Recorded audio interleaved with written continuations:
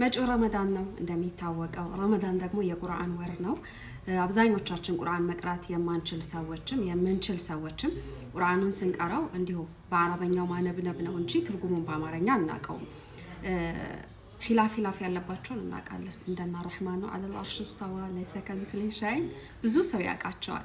ግን ይሄ አላህ ለኛ ምን ያህል እንደሚወደን ፍቅሩን ረሂምነቱን የሚያሳዩ አያዎች ላይ ብዙ ሩቅ ነን።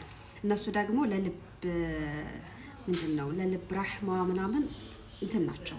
ምንድነው የሚባለው? I don't know how to explain ይሄኛው መጽሐፍ እንደዛ አይነት ስሜት እንዲሰማችሁ ያደርጋል። ከቁርአን መልእክቶች ነው።